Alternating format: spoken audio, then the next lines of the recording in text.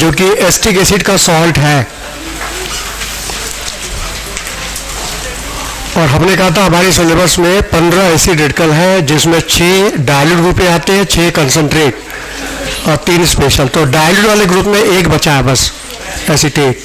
और हम लोगों ने क्या क्या देख लिया डायल्यूट में? कार्बोनेट, सल्फाइड, नाइट्राइट, नहीं नाइट्रेट तो कंसंट्रेट में आता है, नाइट्राइट और थायोसल्फेट, और ये एसीटेट। ये लास्ट रेडिकल है डायल्यूट ग्रुप का, एसीटेट। सबसे पहले इसकी solubility,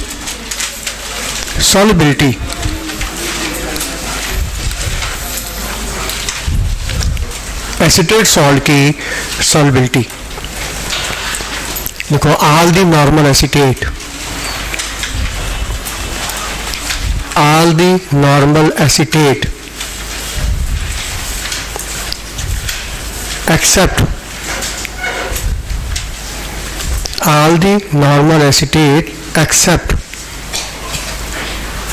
silver mercurous,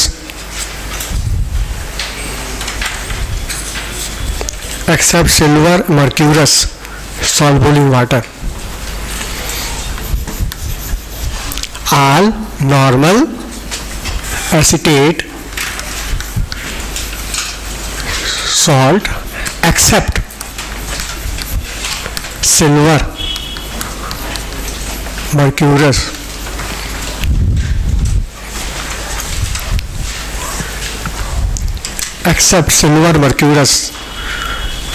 readily soluble in water, readily soluble in water.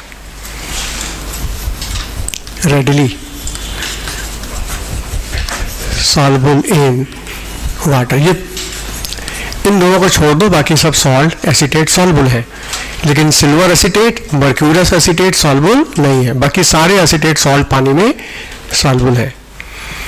एक लाइन और, some basic acetate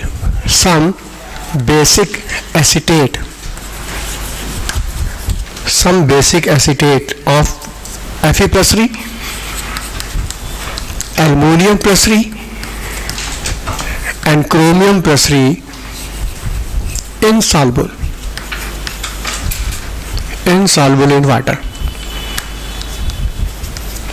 Some basic acetate of ferric, ammonium, chromium insoluble in water. ये water में soluble नहीं है, ठीक है। ये सॉल्युबल नहीं है और सिल्वर मर्क्यूरस एसिड सॉल्युबल नहीं है, बाकी सब सॉल्युबल। तो सॉल्युबिलिटी टेस्ट हम क्यों लिखवा रहे हैं, बात समझ रहे हो? सॉल्युबिलिटी टेस्ट हमको फायदा क्या होगा, ये बात तुमने 2 लाइन याद कर ली, तो इससे तुमको फायदा क्या होगा? क्यों सॉल्युबिलिटी टेस्ट लिखवाया है? ताकि ये पता चलेगा कि कौन सा सिल्वर हमको प्रेसिपिटेट देगा और कौन प्रेसिपिटेट नहीं देगा। प्रेसिपिटेशन भी ऑब्जर्वेशन है, कोई चीज इनसॉल्युबल तुमको दिख रही है, आंखों से ऑब्जर्व हो रहा है, तो ये तो प्रैक्टिकल हुआ ना। तो कहाँ प्रेसिपिटेट मिलेगा, कहाँ प्रेसिपिटेट नहीं मिलेगा, वो तुमको ये लाइन बता रही है। समझो, तुमको सोडियम एसीटेट का सॉल्ट दिया गया, अब बताइए पानी में सॉल्युबल है कि नहीं? सारे नॉर्मल एसिटेट सॉल्युबल है, जो सॉल्युबल नहीं है तो सिल्वर मर्क्यूरस, यही ना, बाकी जो सब सॉल्युबल है। तो बताइए पानी में क्या हुआ?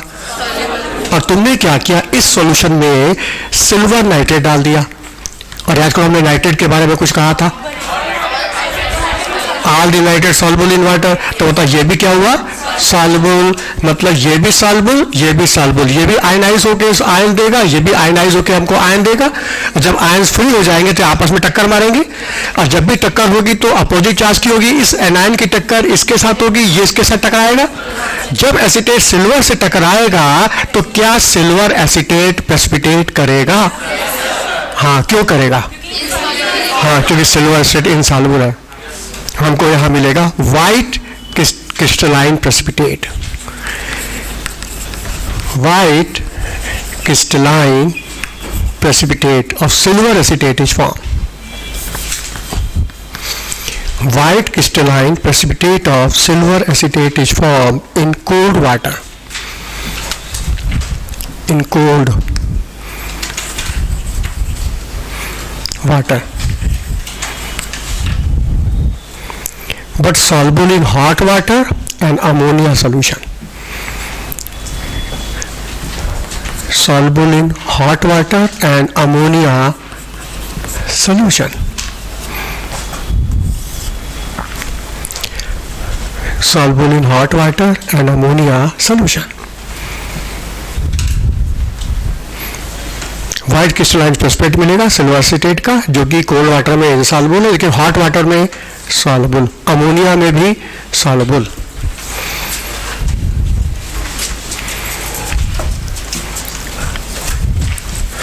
अच्छा, हम यहाँ सिल्वर नाइट्रेट की जगह मर्क्यूरस नाइट्रेट डाल दिए होते तो भी मिलेगा। अच्छा, फेरिक डाल दे तो भी मिलेगा। एल्युमिनियम का कोई सॉल्ट डाल दे तो भी मिलेगा। मतलब इस केस पे प्रेसिपिटेट मिलेगा, बाकी कुछ और भी डालोगे तो प्रेसिपिटेट नहीं मिलेगा। तो प्रेसिपिटेशन भी एक ऑब्जर्वेशन है जो हमको आंखों से दिखाई देगा, ये प्रैक्टिकल पार्ट है।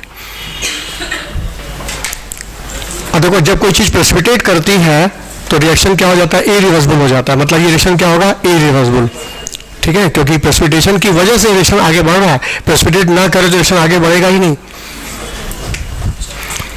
अच्छा, ये जो व्हाइट प्रेसिपिटेट है ये अमोनिया में सॉल्युबल है। ये बात केवल इस व्हाइट की नहीं है, सिल्वर का कोई भी सॉल्ट यदि प्रेसिपिटेट के फॉर्म में है तो निश्चित अमोनिया में घुलेगा। सिल्वर के जो सॉल्ट होते हैं ये अमोनिया में सॉल्युबल होते हैं। क्यों, ऐसा क्यों? सिल्वर के जो सॉल्ट होंगे, जो कंपाउंड होंगे, वो अमोनिया में घुल जाते हैं। अभी क्या लिखा कि this white precipitate soluble in hot water and ammonia solution, लिखा है कि नहीं? तो ऐसा क्यों, ये अमोनिया में सॉल्युबल क्यों है? देखो सामने, ये सिल्वर एसीटेट है, ठीक है, ये वाटर में पार्शियली सॉल्युबल है, कोल्ड वाटर में। हॉट वाटर में ज़्यादा सॉल्युबल होगा लेकिन कोल्ड वाटर में पार्शियली सॉल्युबल है। हाँ, ये टूट के क्या देगा, एसीटेट आयन और सिल्वर आयन देगा। जो चीज़ पार्शियली सॉल्युबल है पानी में तो आयनाइज भी तो पार्शियल होगा, और जब पार्शियली आयनाइज होगा तो टूट के क्या देगा, एसीटेट आयन और सिल्वर आयन देगा। अच्छा, जब सिल्वर आयन जैसे फ्री होगा थोड़ा सा, क्योंकि पार्शियल टूटा है तो टूटे सिल्वर ही थोड़ा सा फ्री होगा, ये सिल्वर आयन ये अमोनिया के साथ कॉम्प्लेक्स बनाएगा। बताओ, अमोनिया लीगेंट है, अमोनिया लीगेंट है, और ये क्या, लुइस एसिड, ये लुइस बेस, तो ये अपना लोन पर उठा के इसको दे देगा। इलेक्ट्रॉन मूव करेगा हाई डेंसिटी से लो डेंसिटी की ओर। ये है मेटल और ये है लीगेंड। पता इसकी पोलराइजिंग पावर ज़्यादा है, स्यूडो नोबल गैस कॉन्फ़िगरेशन है, तो इसकी कॉम्प्लेक्स बनाने की क्षमता है। तो ये मेटल हो गया और ये लीगेंड, और इसके साथ बन जाएगा complex silver diammine soluble complex. ये सॉल्युबल कॉम्प्लेक्स बनेगा।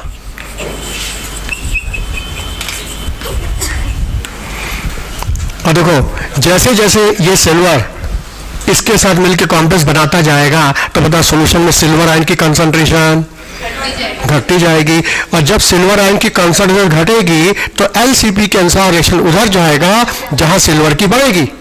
क्योंकि एलसीपी में हमने कल क्या बताया था, इक्विलिब्रियम मेरे द्वारा लाए चेंज को न्यूट्रलाइज करेगा। जो हम लाना चाहेंगे, बढ़ाना चाहेंगे, उसको घटाना चाहेगा। तो बताओ, हमने अमोनिया क्या डाला, सिल्वर आयन को रिमूव कर लिया ड्यू टू फॉर्मेशन कॉम्प्लेक्स। तो जैसे जैसे सिल्वर रिमूव होता जाएगा पता इक्विलिब्रियम किधर जाएगा, फॉरवर्ड, और जैसे फॉरवर्ड जाता जाएगा टूटता जाएगा, ये पूरा कंपाउंड घुल जाएगा, आयनों में टूट जाएगा। अब ये बात समझ में आई कि सिल्वर के जो कंपाउंड होते हैं अमोनिया में क्यों सॉल्युबल हो जाते हैं। सिल्वर के कोई भी कंपाउंड जनरली अमोनिया में क्यों सॉल्युबल हो जाते हैं, due to formation of, note करो, due to formation of soluble complex.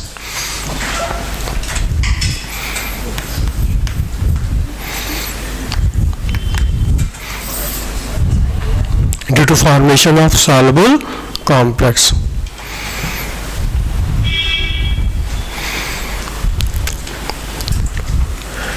अब क्वेश्चन बहुत सारा बनता है, सिल्वर का क्लोराइड अमोनिया में क्यों घुल जाता है, सिल्वर के सल्फाइड अमोनिया में क्यों घुल जाते हैं। कोई भी सिल्वर का सॉल्ट है मान लो, वो अमोनिया में घुल जाएगा। क्यों, क्योंकि वो अमोनिया के साथ सॉल्युबल कॉम्प्लेक्स बनाएगा। इस कॉम्प्लेक्स बनने से सिल्वर आयन क्या होगा, रिमूव होगा, और जब प्रोडक्ट को रिमूव करोगे तो एलसीपी के अनुसार रेशो उधर जाएगा जिधर सिल्वर बनेगा। कैसे, फॉरवर्ड, और जैसे फॉरवर्ड जाता जाएगा ये और टूटता चला जाएगा, और ये पूरा सॉल्ट पानी में आयन जाके आयनों में टूट जाएगा, मतलब घुल गया। इसकी सॉल्युबिलिटी क्या होगी, बढ़ गई। हाँ, ट्वाइस, दो अमोनिया है ना, हाँ, सिल्वर डाइअमाइन एसीटेट कॉम्प्लेक्स। और जब कॉम्प्लेक्स बन जाए, इस पर कैटायनिक चार्ज होगा तो उसके साथ ये एनायन आके बैठ जाएगा। बोलो, समझ में आया? अच्छा, ये जो सॉल्युबल कॉम्प्लेक्स है, यदि इसी में हम नाइट्रिक एसिड डाल दे तो, इसी सॉल्युबल कंपाउंड में हम नाइट्रिक एसिड डाल दे तो हमको वापस से फिर से वही प्रेसिपिटेट मिल जाएगा, क्रिस्टलाइन, वही वाइट क्रिस्टलाइन प्रेसिपिटेट हमको फिर से वापस मिल जाएगा। क्यों? ऐसा क्यों? फिर से हमको वापस अपना पुराना white crystalline compound silver acetate फिर से मिल जाएगा। क्यों? कॉम्प्लेक्स को क्यों तोड़ देगा? नहीं, क्योंकि नाइट्रिक एसिड एसिड है, अमोनिया क्या है? बेस। तो ये नाइट्रिक एसिड अमोनिया को बाहर बुलाएगा, तुम सिल्वर को छोड़ के आ जाओ, और ये अमोनिया जैसे बाहर आएगा फिर ये आपस में मिल करके फिर से हमको अपना पुराना वाइट प्रेसिपिटेट फिर से मिल जाएगा। तो nitric acid acid, ammonia base, तो एसिड बेस से रिएक्ट करके अमोनिया को बाहर खींच लेगा, वापस फिर से हमको सिल्वर स्टेट का वाइट क्रिस्टलाइन फिर से मिल जाएगा।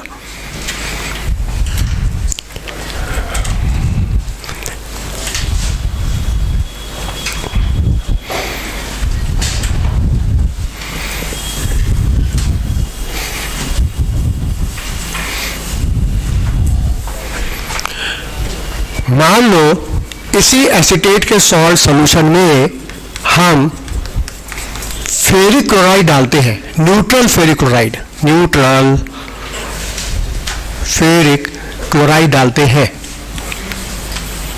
क्या होगा? सोचो, इस एसीटेट के सॉल्ट सॉल्यूशन में हम न्यूट्रल फेरिक क्लोराइड डालेंगे, क्या होगा? बताइए, पानी में सॉल्युबल है, आयनों में टूट जाएगा, और टूट के क्या देगा? एसीटेट आयन, सोडियम आयन देगा, और ये भी पानी में घुल जाता है तो ये टूट के देगा फेरिक आयन और क्लोराइड आयन देगा। ठीक है, ये फेरिक आयन देगा और फेरिक आयन और क्लोराइड आयन देगा, फ्री देगा भाई। सॉल्युबल है तो आयनों में टूटेगा, टूटने के बाद ये आयन आपस में टक्कर मारेंगे। हाँ, इस एसीटेट की टक्कर किससे होगी? फेरिक आयन से। क्लोराइड की टक्कर होगी सोडियम आयन से, और जब क्लोराइड सोडियम से टकराएगा तो पता NaCl बन जाएगा। पता NaCl पानी में सॉल्युबल रहता है, ठीक, ये सॉल्युबल रहेगा। अच्छा, ये फेरिक आयन जब एसीटेट से टकराएगा तो फेरिक एसिड बन जाएगा, फेरिक एसीटेट बन जाएगा। बताओ, ये प्रेसिपिटेट के रूप में रहेगा?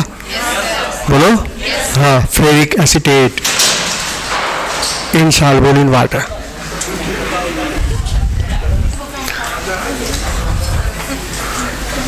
घबराओ नहीं, घबराओ नहीं, तुम हलचल में क्यों आ जाते हो? देखो सामने, हाँ, फेरिक स्टेट की पहचान blood red, blood red precipitate. जब भी फेरिक स्टेट बनेगा तो दिखाएगा कैसा? ब्लड रेड प्रेसिपिटेट दिखाई देगा। अच्छा, सिल्वर एसीटेट का व्हाइट क्रिस्टलाइन था और फेरिक एसीटेट का ब्लड रेड है, कलर क्यों है? उसमें कलर क्यों नहीं था, इसमें कलर क्यों नहीं था, इसमें कलर क्यों है? चलो, हर बात का रीजन है, रीजन के साथ याद करो तो याद भी रहेगा कि व्हाइट है, ये कलर है, ब्लड रेड। क्यों कलर है यहाँ है कि यहाँ कलर क्यों नहीं है? डी ब्लॉक का तो ये भी है, डी ब्लॉक का ये भी है, लेकिन ये कलर नहीं है। जवाब इसका D10 है, फुल फिल्ड है, इसका इनकम्प्लीट है, और डी ब्लॉक में कलर होने के लिए DD ट्रांजिशन के लिए इनकम्प्लीट डी चाहिए। ये इनकम्प्लीट है, ये कंप्लीट डी है, ये कलरलेस है, ये रेड, ब्लड रेड है। आया? अच्छा, क्वेश्चन आएगा कि यहाँ पर फेरिक क्लोराइड का सोल्यूशन न्यूट्रल क्यों करते हैं, और न्यूट्रल करते भी हैं तो किससे करते हैं और क्यों करते हैं? न्यूट्रल फेरिक क्लोराइड ही क्यों डालते हैं? यदि न्यूट्रल ना डालें तो क्या दिक्कत आएगी? क्वेश्चन है। तो तुमको हर बात का रीजन है, तुम ये जान जाओगे तो न्यूट्रल फेरिक क्लोराइड याद हो जाएगा ना। हमारे एग्जाम में आया कि acetate ion detected by in solution, option है फेरिक क्लोराइड, दूसरा न्यूट्रल फेरिक क्लोराइड, चौथा बेसिक फेरिक क्लोराइड, तुमको टिक मारना है। तो सही आंसर क्या होगा? लेकिन क्यों न्यूट्रल क्यों? क्योंकि सर वो फेरिक से तब फेरस में ना जा पाए। फेरिक से मतलब फेरिक से फेरस ला रहा है, कोई रिड्यूसिंग एजेंट है, +3 से +2 ला रहा है, कोई रिड्यूसिंग एजेंट है। कौन है रिड्यूसिंग एजेंट जो इसको +3 से 2 में ला रहा है? तो +3 से +2 फेरिक से फेरस आने के लिए रिड्यूसिंग एजेंट चाहिए। कौन है रिड्यूसिंग एजेंट इसके अंदर? Sodium, sodium ion. सोडियम के अंदर रिड्यूसिंग पावर होती है, सोडियम आयन में थोड़ी होती है। बात कुछ और है। सामने देखो, सामने सामने देखो, देखो फेरिक क्लोराइड का सोल्यूशन तुमने सॉल्ट पानी में डाला, किसी भी सॉल्ट को पानी में डालो, बताओ क्या होगा? सबसे पहले आयनों में टूटेगा, टूट के क्या देगा? फेरिक आयन, और साथ में क्या मिलेगा? Chloride ion. उसके बाद क्या होगा? जैसे आयनों में टूटेगा, इन आयनों पर वाटर की फिल्म बनेगी, मतलब दोनों आयनों का क्या होगा? Hydration, ion dipole interaction. अब क्या होगा? और जब फिल्म बन जाएगी तो ये जो आयन्स है ये वाटर की फिल्म को तोड़ने की कोशिश करेंगे। ये दोनों कैदी जेल की दीवार तोड़ के बाहर आने का प्रयास करेंगे, लेकिन ये कैदी जेल की दीवार तभी तोड़ पाएंगे जब ये स्ट्रांग होंगे। अब देखा जाए स्ट्रांग है कि नहीं। ये आय किस गैंग से है? ये गैंग है इसका फेरिक हाइड्रोक्साइड, और ये कहां से आया? HCl से। बताओ इन दोनों के मिलने से ना ये बना है फेरिक क्लोराइड। अब बताओ ये स्ट्रांग एसिड की वीक एसिड? और जब एसिड स्ट्रांग तो कंजुगेट वीक है, और ये वीक होने की वजह से ये कैदी जेल की दीवार नहीं तोड़ पाएगा, कैद खाने में पड़ा रहेगा। हाँ, लेकिन ये कहां से आया? फेरिक हाइड्रोक्साइड से। बताओ स्ट्रांग बेस की वीक बेस? अच्छा, बेस वीक तो कंजुगेट, तो ये स्ट्रांग होने की वजह से ये वाटर की दीवार को तोड़ देगा। किसमें तोड़ेगा? H+ आयन और OH आयन में। तोड़ने के बाद ये पॉजिटिव आयन नेगेटिव आयन को अपनी तरफ, कितने पॉजिटिव है? तो 3 वाटर तोड़ेगा, 3 OH आयन खींचेगा और खींचकर अपने गैंग में जाके मिल जाएगा। फेरिक हाइड्रोक्साइड जहां से आया था अपने गैंग में मिल जाएगा। और जब ये फेरिक हाइड्रोक्साइड बनाएगा तो बताओ H+ आयन फ्री करेगा कि नहीं? और इस H+ आयन की वजह से पूरा सोल्यूशन हो जाएगा एसिडिक, एसिडिक हो जाएगा इस H+ आयन फ्री होने की वजह से। तो इस H+ आयन को न्यूट्रलाइज करने के लिए हम सॉल्यूशन क्या करेंगे? न्यूट्रल करेंगे। कैसे? इसमें हम डाल देंगे NH4OH की एक बूंद, अमोनियम हाइड्रोक्साइड की एक बूंद डाल देंगे, ताकि मेरा सॉल्यूशन न्यूट्रल हो जाए, एसिडिक ना रहे। फिर कहोगे एसिडिक रहने से दिक्कत क्या है, नुकसान क्या है? जवाब नुकसान ये है, यदि H+ आयन फ्री रहेगा तो ये H+ आयन एसिटेट आयन से कंबाइन करके एसिटिक एसिड बना देगा, और जब ये एसिटिक एसिड बन जाएगा तो ये फेरिक आयन से कंबाइन कैसे करेगा? फेरिक एसिड का ब्लड रेड कैसे आएगा? तो ब्लड रेड पाने के लिए तुमको फेरिक आयन चाहिए और एसिटेट आयन चाहिए। बताओ आयन आपस में टकराएंगे, कैटायन के साथ एनायन टकराएगा कि मॉलिक्यूल टकराएगा? कैटायन से एनायन टकराएगा तब ना मॉलिक्यूल बनेगा। तो जब ये मॉलिक्यूल हो गया, न्यूट्रल हो गया, तो इसके साथ टक्कर होगी नहीं, ब्लड रेड तुमको दिखाई देगा नहीं। तो ब्लड रेड देखने के लिए, फेरिक एसिड बनाने के लिए तुमको क्या चाहिए? फेरिक आयन के साथ एसिटेट चाहिए, न कि एसिटिक एसिड। जबकि ये H+ आयन जो यहाँ से फ्री हो रहा है वो इसके साथ कंबाइन करके फट से बना देगा एसिटिक एसिड। तो एसिटेट आयन रहेगा नहीं, फेरिक आयन से टकराएगा नहीं, ब्लड रेड तुमको दिखाई देगा नहीं। तो ब्लड रेड दिखे, फेरिक एसिड बने, इसके लिए इस सॉल्यूशन को न्यूट्रल करना होगा, मतलब इस H+ आयन को रिमूव करना होगा। उसके लिए तुमको NH4OH की एक बूंद डालना है, बस नोट करो, लिखो। तो लिख तो लो, पहले लिख तो लो। देखो, ferric chloride solution neutralise by ammonium hydroxide. Here ferric chloride solution neutralise by ammonium hydroxide. Here ferric chloride solution neutralise by ammonium hydroxide. Otherwise, नहीं तो क्या होगा? Otherwise otherwise complete precipitation of ferric iron, otherwise complete precipitation of ferric iron in the form of ferric acetate does not take place.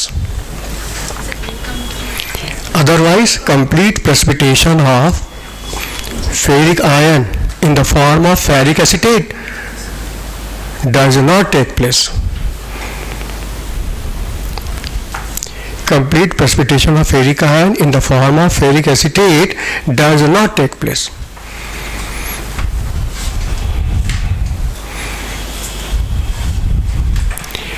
तो बता याद रहेगा, acetate ion को test करने के लिए हमें फेरिक क्लोराइड न्यूट्रल यूज करना है, और इस न्यूट्रल करने के लिए हमको क्या डालना है इसमें? बेस, और वो बेस है अमोनियम हाइड्रोक्साइड, केवल एक बूंद। क्योंकि एक बूंद से क्यों? क्योंकि यहाँ पे जो H+ आयन आ रहा है, मतलब पानी के टूटने से आ रहा है ना, वाटर बहुत वीक एसिड है तो H+ आयन बहुत कम है ना, थोड़ा सा H+ है तो थोड़े से H+ आयन को हटाने के लिए थोड़ा सा ही बेस डालो, एक बूंद से काम हो जाता है बस। और ये NH4OH क्या करेगा? इसको रिमूव करेगा, और जब ये रिमूव हो जाएगा H+ आयन रहेगा ही नहीं, तो एसीटेट से कंबाइन करके एसिटिक एसिड बनेगा नहीं, एसीटेट ही रह जाएगा, और फिर ये एसीटेट जाके इससे दोस्ती करेगा और ये ब्लड तत्वों को दिखाई दे जाएगा। हाँ, अब बात करो, जिसको पूछना हाथ को उठा के बात करो। नाइट्रोजन और सल्फर वाले टेस्ट में, नाइट्रोजन और सल्फर वाला टेस्ट जो था पहले का, अच्छा वो सेकंड टेस्ट, यस सर, हाँ वहाँ पे, फेरिक थायोसाइनाइड बना था, हाँ तो उसमें भी वो भी ब्लड रेड है, हाँ वो भी ब्लड रेड है, वहाँ भी फेरिक थायोसाइनाइड ब्लड आता है, वो था थायोसाइनाइड का और ये एसीटेट का। वहाँ पे भी FeCl3 का यूज हुआ था, हाँ। तो वो कैसा था? न्यूट्रल था कि? हाँ वो भी न्यूट्रल था, हाँ वहाँ भी वही बात है, वहाँ भी क्या सेम बात है। हाँ बोलो, समझ में आया? बोलो याद हो गया कि हाँ फेरिक क्लोराइड का सोल्यूशन न्यूट्रल क्यों करना है, और वो भी किससे करना है? अच्छा मान लो एग्जाम में आ गया कि एक्वा सोल्यूशन फेरिक क्लोराइड क्या होता है? Aqua solution ferric chloride acidic basic neutral. Aqua solution of ferric chloride is acidic basic neutral. बोलो हाँ, acidic due to hydrolysis, due to hydrolysis, ये भी क्वेश्चन आ सकता है एग्जाम में। फेरिक क्लोराइड का एक्वा सॉल्यूशन एसिडिक होता है ड्यू टू हाइड्रोलिसिस। बोलो समझ में आया? अच्छा क्वेश्चन मन में आएगा कि जब H+ आयन यहाँ से फ्री हुआ, जब OH जाके कंबाइन कर गया, H+ आयन फ्री हुआ, तो ये H+ जाके इससे कंबाइन क्यों कर रहा है? एसिटिक एसिड बना क्यों रहा है? क्यों बना रहा है? ये एसीटेट आयन H+ आयन से कंबाइन करके एसिटिक एसिड क्यों बना रहा है? एसीटेट आयन और H+ आयन से मिलके एसिटिक एसिड क्यों बना रहा है?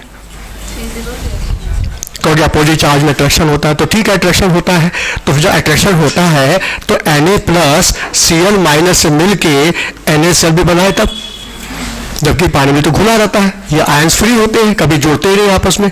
नमक को पानी में डालोगे तो आयंस क्या हो जाते हैं? फ्री हो जाते हैं, चिपकते ही नहीं आपस में, लेकिन ये आपस में चिपक जाएंगे, ये नहीं चिपकेगा। उसकी हाइड्रोलिसिस नहीं हो पाएगी, इसलिए माइनस इसकी हाइड्रोसिस नहीं हो पाएगी। और कुछ सोचो सोचो।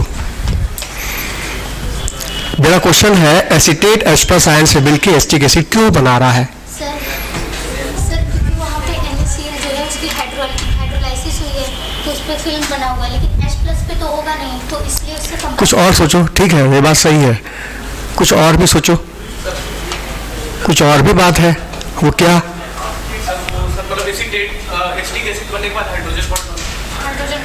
फिर से बोला एसीटेट H+ आयन से कंबाइन करके एसिटिक एसिड बनाएगा तो हाइड्रोजन बॉन्ड बन जाएगा, तो ये तो ठीक है, हाइड्रोजन बॉन्ड बन जाएगा। और कुछ? ठीक है, और कुछ? और कुछ? ये बताओ, ये एसिटिक एसिड स्ट्रॉन्ग एसिड है कि वीक एसिड है? ऑर्गेनिक एसिड है ना, तो वीक एसिड होगा, और जब एसिड वीक है तो इसका डिसोसिएशन ज्यादा होगा या कम होगा? कम होगा, और ये थोड़ा सा टूट करके हमको क्या देगा? एसीटेट आयन देगा और H+ आयन देगा। बोलो, तो जब ये थोड़ा सा टूट रहा है तो इस रिएक्शन का इक्विलिब्रियम कांस्टेंट बता ज्यादा होगा या कम होगा? कम होगा। बुक में लिखा है एसिटिक एसिड का डिसोसिएशन कांस्टेंट वैल्यू 10⁻⁵ होती है, ये बुक का डाटा है। क्यों? ये बताओ, नेगेटिव बट्टेंगर साइड बहुत कम है ना? क्यों कम है? क्योंकि एसिड वीक है, क्योंकि पार्शियली आयनाइज होगा, बोलो क्लियर? अच्छा, टूटने का 10 का पावर -5, तो बता बनने का? किसी रिएक्शन का मोड चेंज करो, मोड, तो बता इक्विलिब्रियम कांस्टेंट 1 हो जाता है। तो बता इस मोड का जो k होगा वो इसका 1 हो जाएगा, 1/10 का पावर -5 मतलब 10 का पावर 5 हो जाएगा। मतलब इस रिएक्शन का इक्विलिब्रियम कांस्टेंट बताओ बहुत ज्यादा है, और जिस रिएक्शन का k ज्यादा होगा रिएक्शन फॉरवर्ड दौड़ के जाएगा, दौड़ के जाएगा। समझ में आया? जिस रिएक्शन का इक्विलिब्रियम कांस्टेंट ज्यादा होता है वैसे उतना ही फॉरवर्ड ज्यादा जाएगा। तो होता है इसका -5 तो इसका 10 का पावर 5, मतलब वैल्यू बहुत ज्यादा है, तो रिएक्शन गिर जाएगा फॉरवर्ड, मतलब प्रोडक्ट की मात्रा ज्यादा, रिएक्टेंट की मात्रा कम। अच्छा, तुम लोग आयनिक इक्विलिब्रियम नहीं ना पढ़े अभी, तो इसलिए नहीं दिमाग तुम्हारा स्ट्राइक किया, लेकिन आयनिक पढ़ ली होती सब जल्दी स्ट्राइक कर जाता। हाँ, लेकिन इक्विलिब्रियम तो पढ़े हो।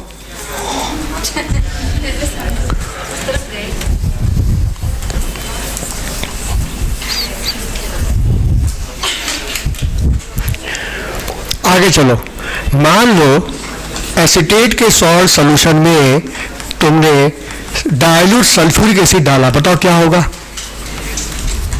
क्या होगा?